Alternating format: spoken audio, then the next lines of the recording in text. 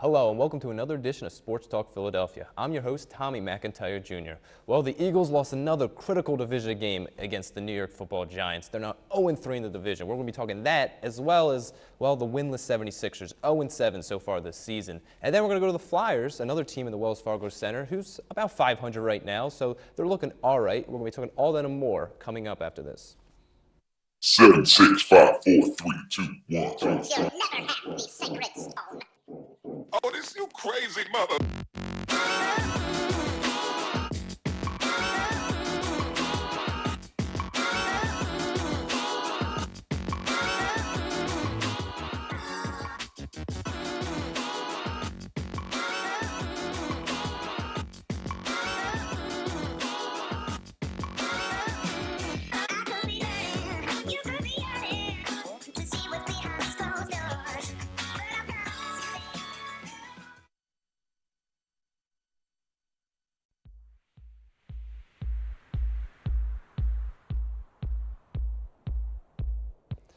Hello and welcome back. Well, the Philadelphia Eagles, another tough loss for them this past weekend against the New York Giants in the Giants Stadium at MetLife.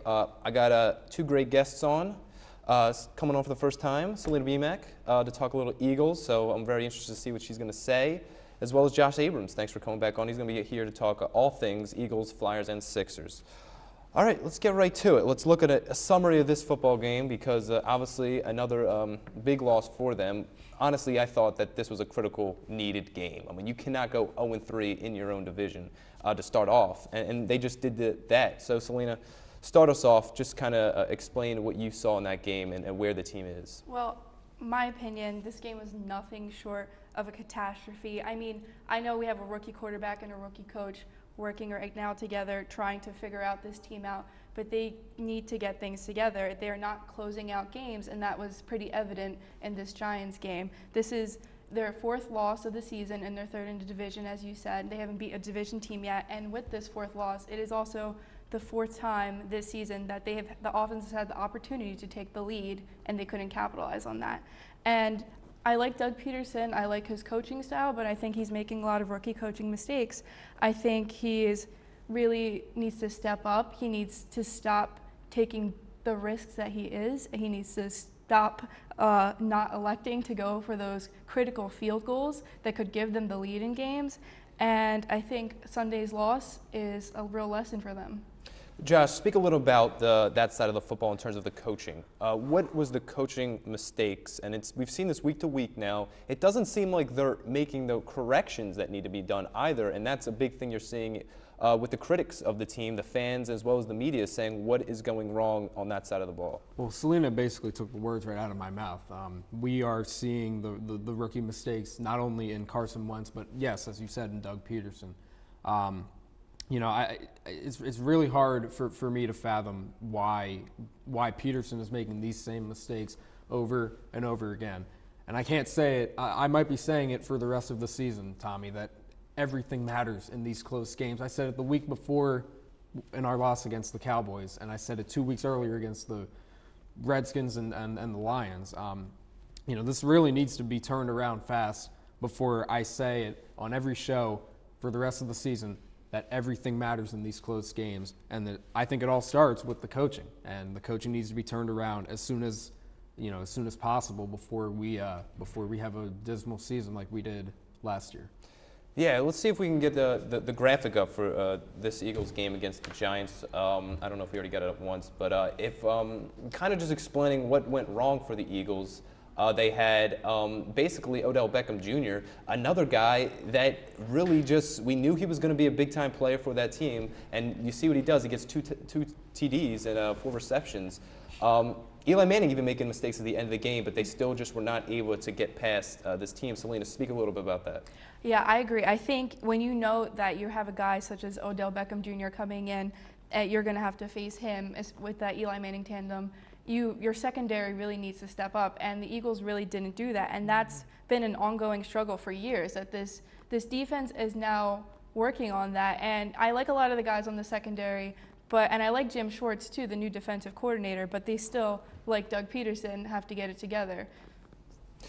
Yeah, it's definitely a weird thing where you're seeing a Jim Schwartz coming in with his new defense and a lot of positives, but unfortunately it's now coming down to, is the personnel going to be able to do it? Because when you have the defensive line that has been known to be very good, we've seen Brandon Graham, we've seen Fletcher Cox, who got the big contract in the offseason, be big players. But now when you come down to the safeties with, give me the name here. McKelvin coming in, the new safety. He's looked good. But there's still mistakes are being made, and if you want to speak a little bit that of just those critical mistakes in the end zone, in the red zone especially. Yeah, right before the show, I was able to watch the highlight reel of the game this past Sunday, and McKelvin, McLeod.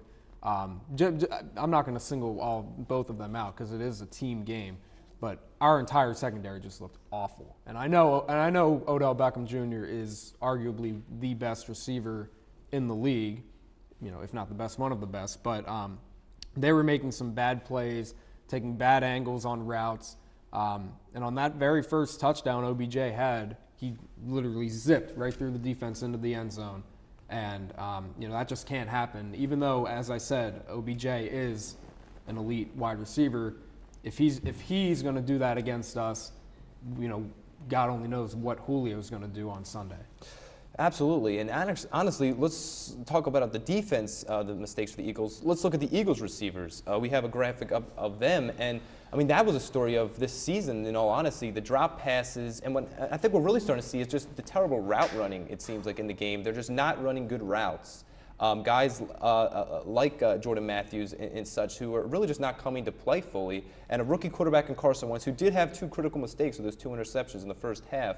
But he didn't play terrible after that. I mean, he still bounced back and had some solid throws and solid drives, and they had longer passes, what we haven't really seen them actually throw down the field, which was nice to see. But Celine, talk about the Eagles receivers and really how that has been a huge difference maker for this team.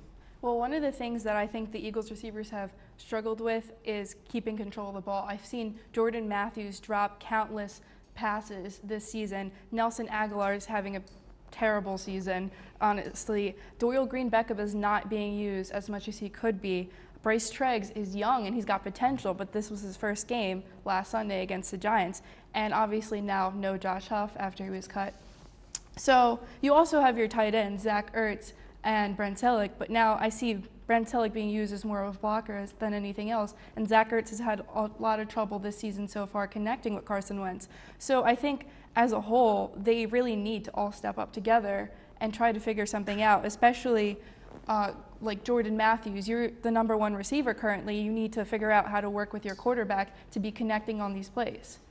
Yeah, absolutely. And the tough part for the Eagles is I think the reality we're all seeing is that they don't have a #1 wide receiver. The Jordan Matthews, who you just mentioned, is a great guy, but you need a guy that may be better. He's a slot receiver who could be nice with a player like an Odell Beckham Jr. for the Giants, a guy next to him that could actually make him look even better. So talk about that, Josh, in terms of where this team is going, especially into this Atlanta game coming up, and how they're going to be able to figure this one out. It looks like they may bring a Pat Turner up from the practice squad as well, maybe be another receiver, because it's something they're going to have to figure out. Every game from now on is going to be very, very important. They're already 4-4. They're 5 games away from tying their record from last year with the 7 wins and 9 losses.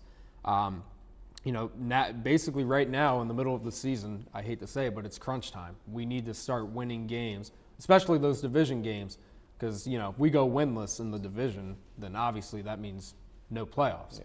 So it's really time for them to step up, and this might be the game to do it because the Falcons' defense isn't necessarily great.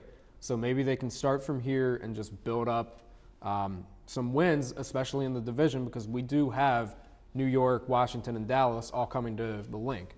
So maybe that'll be a momentum changer. But let's start with this Sunday and get a win against Atlanta.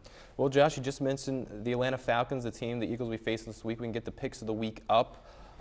Look, I'm not that optimistic right now. The team is just not looking good. I'm hoping I'm wrong again, but I have the Atlanta Falcons winning this one. Now, the Eagles are different at home. They've been doing very well at home, but I still think Atlanta is just doing really well this year, Matt Ryan especially. I got them winning 25-21 with Julio Jones being the standout star. Now we'll go to Selena first. You, on the other hand, though, you have the Eagles winning. You have Malcolm Jenkins as your MVP, 21-17 Eagles. Tell me why you think, you've been critical of the Eagles, why you think they can pull this one out. Well, as you know, I am very critical of the Eagles, but I'm also optimistic because they are 3-0 at home this season, and they are so hungry to win. Carson Wentz really wants another win. He wants to get back out there, and I think it is going to be a tight game because the Falcons are a great team. Matt Ryan has been having a great season. He's almost at 3,000 yards. He's had 24 touchdowns, 119 QBR, but I think that the Eagles are really going to battle this one out at home, and I think Malcolm Jenkins, who is my MVP, is really going to step up for the secondary because he's taking on Julio Jones. Now, Josh, you are on the contrary. You're with me. You have the Atlanta Falcons winning this one, 35-24. Julio Jones, just like me. What do you think this one's going to look like? Well, like you said earlier, I hope I'm wrong as well. I would really, really love, as an Eagle fan, would love to see them pull out a W here. But you know, after watching OBJ tear up our secondary, and not just him, just like every Giants receiver basically got right through. I really don't see how we can contain Julio Jones. He already has a 300-yard game, and he's the number one. He's probably the best wide receiver in the entire league. So it's hard for me to believe that our secondary will improve this game and be able to contain Julio Jones. But you know, hopefully I'm wrong because I've been wrong every other week. So there you go. Okay. Yeah. Before we leave, Selena, give me maybe the critical part of this game. If the Eagles do come up with a victory, what will be the deciding factor in this game, you feel? Will it be maybe turnovers? Will it be Carson Wentz having just a great game? Defensive things maybe get figured out? Give me one thing you think will be the difference maker. I think this game, it comes down to Carson Wentz. I think even though I did pick a defensive player as my MVP, I think it's going to be battle of the quarterbacks. I think Carson Wentz is a rookie who in the beginning of the season didn't look like a rookie, and the past couple of games he is showing that he is a young guy, but he still has the talent, and I think he can pull it together and bring out a win this week.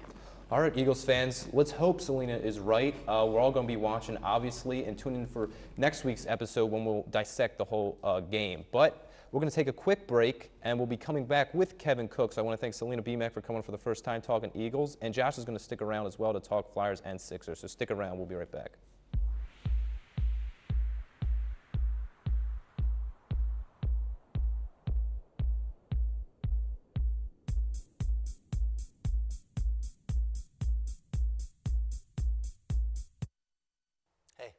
I'm Eddie Dunn, host of LaSalle's favorite TV game show, Q&A. Do you know that LaSalle TV is an entirely student-run organization? Probably, right? Do you also know that I happen to know all of the words to Eminem's Rap God? It's crazy, right? It's like 6 minutes. I'm not going to do it here, but just trust me that I know the words. This is the city where danger lurks. Today, a new creature walks among us, terrorizing innocent citizens. They prowl the streets alone and in packs, causing mayhem, destruction, and carnage. Warning. Until this threat can be contained, we must all be on the lookout for the dreaded digital deadwalkers. They're not looking out for you. Dude! Engage! A public service safety message from the American Academy of Orthopedic Surgeons, who want to keep everyone well connected. Sorry. With strong, healthy bones.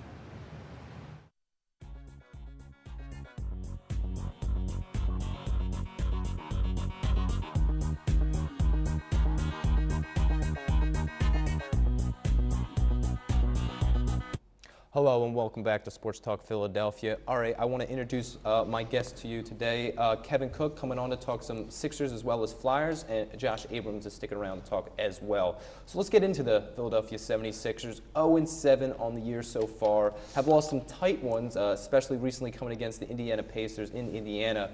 Kevin, start us off and kind of talk about what you've seen from this team. Definitely some critical losses. Joel Embiid, we'll talk about, has been a bright spot for this team, obviously. Yeah, speak a little about what you've seen from this team thus far. All right, so they've been playing actually extremely well for the Sixers, and especially as of late. And when you look at their record, it kind of lies to you just a little bit. They've been in tight games with actually good teams. Just not too long ago, they were in a tight race with Cleveland, and they weren't able to pull that one out. But they've lost too many games late in the game, and last night was evident of that. They were playing spectacular against Indiana with no Joel Embiid, and they were still able to hang in with them, even though the Pacers do have some good players like Paul George and a good big man like Miles Turner. But moving forward, they just need to shore up in the back end, or at the end of the game, I should say, and make sure that they're not giving up these crucial leads that they have been within the first 7 games.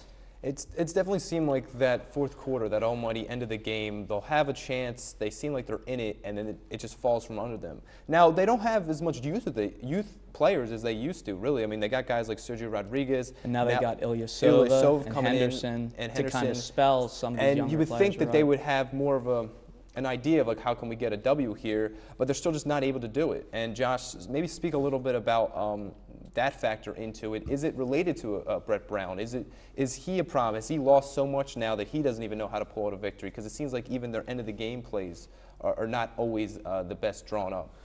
I haven't really gotten a good chance to watch the Sixers recently, but I personally think that it's still attributed to the youth of the team. I know it is a different team from last year, but we still have one of the youngest rosters in the league. And another big thing is that some of our players, or most of our players rather, haven't really played together as a team. Ilyasova just came over. Sergio Rodriguez and Joel Embiid are rookies. Well, Sergio Rodriguez isn't a rookie. He's a professional. He hasn't been in the NBA for a while. Right. So either way, it's still a new team for him, and I think it's going to take a while, and hopefully not too long. But I think it's still going to take a while for them to gel together and at least be a decent team compared to where they are right now. Now we can get the stats for the Sixers so far this season. We have that graphic. While we see that, we know Embiid has been really great for the Sixers. His averages now are 17.5 points a game, 6.5 rebounds or so, and 2.6 blocks, which is actually high up on the block lists in terms of the averages in the NBA.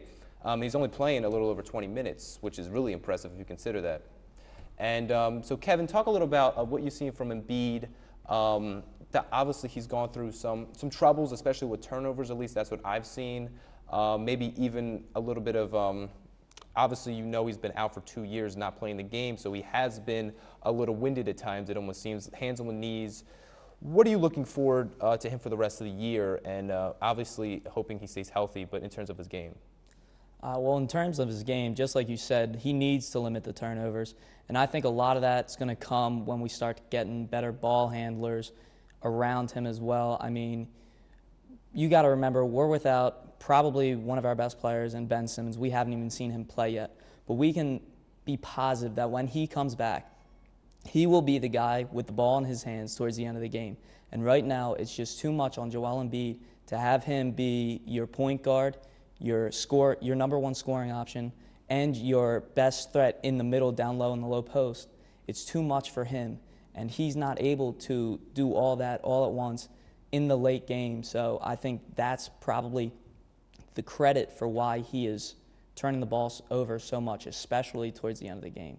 Yeah, I think it's just inexperience. I mean, being out for 2 years, obviously, it is something that you're just going to be rusty for one. And even when he was at Kansas, he didn't play too much because he had the back injury, which limited him that season, was projected to be the #1 pick. The Cavaliers seemed like they were going to take him that year, but then he has the foot injury, and that kind of washes everything at that point.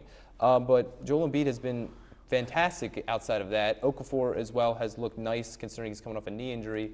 But yeah, just finish up, Kevin, I guess, in terms of 0-7. Give me a little bit more of where this team could go without Ben Simmons so far this year. Well, as far as where they could go, Or when they're going to get like the first win, hopefully coming soon.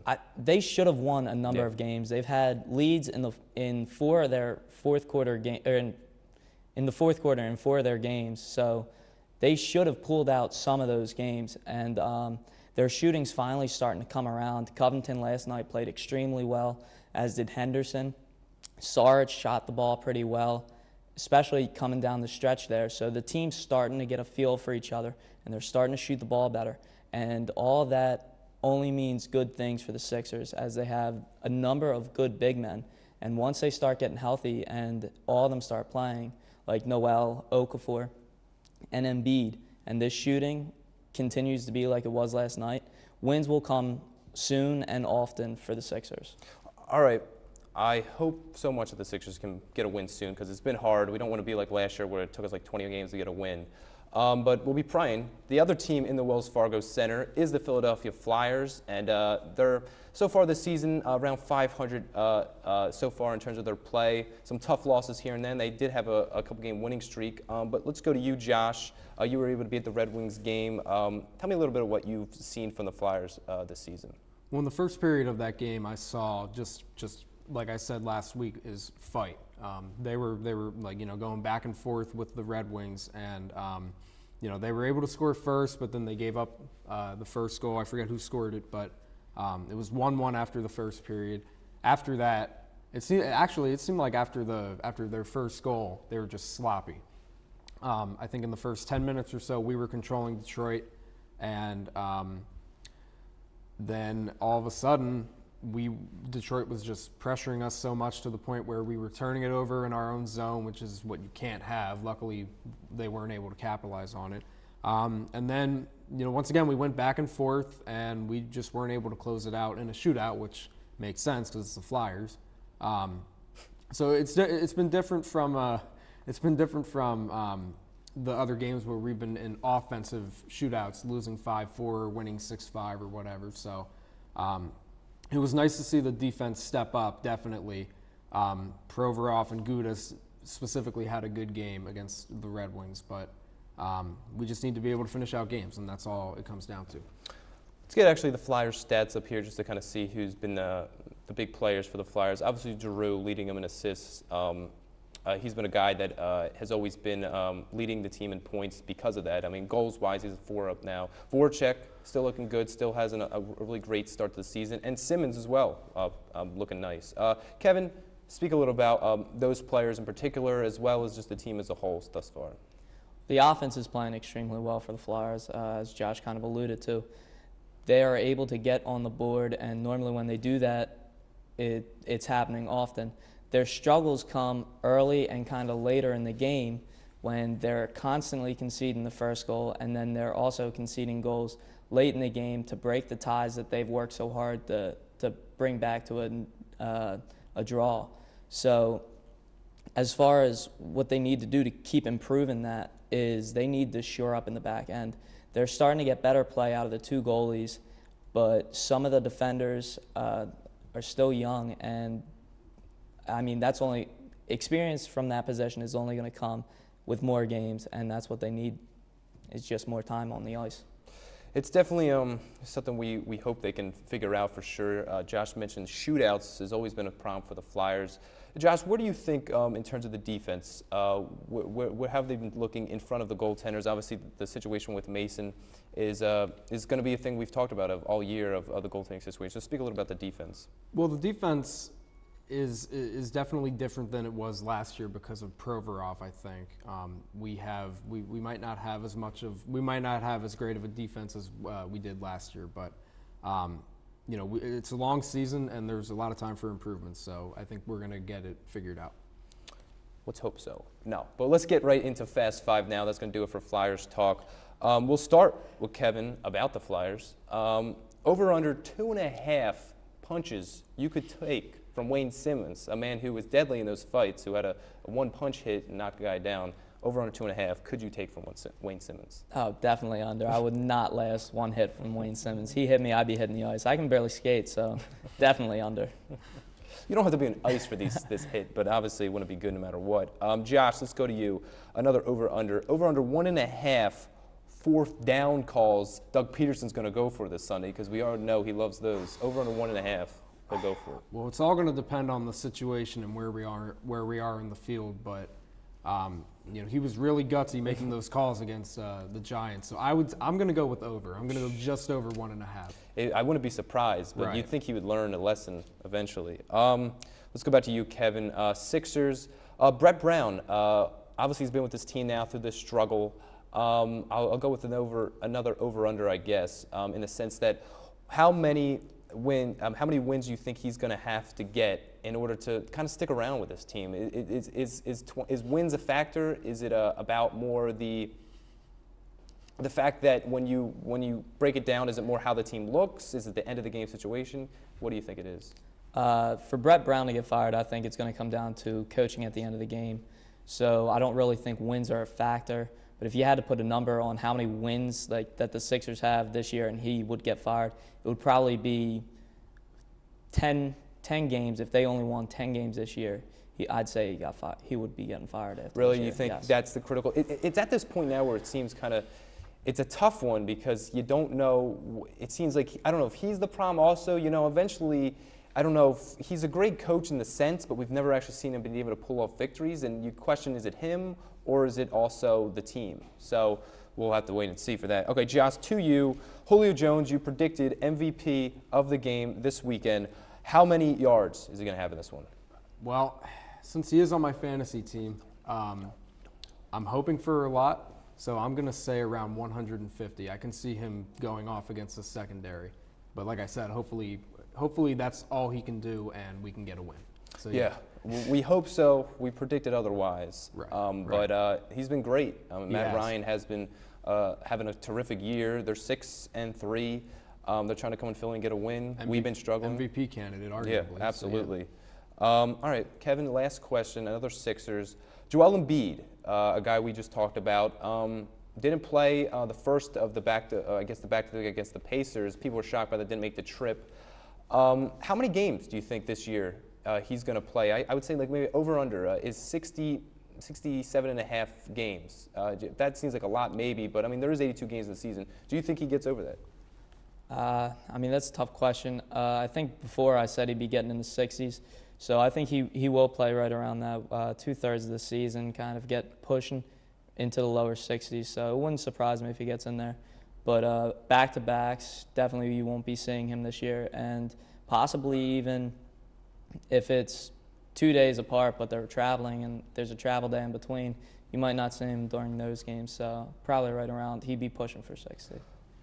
Let's hope so. Let's hope for him to get as many games as possible. But that's going to do us here for Sports Talk Philadelphia. I want to thank all my guests. Selena Beeman for coming on to talk Eagles. Thank you so much. Kevin Cook talked some Sixers and Flyers, as well as Josh Abrams. Always appreciate you to talk everyone. I always appreciate it. But that's going to do it for here. Please catch us on Facebook, on LaSalle TV, on anything, all social media. For Tommy McIntyre Jr., catch us next time.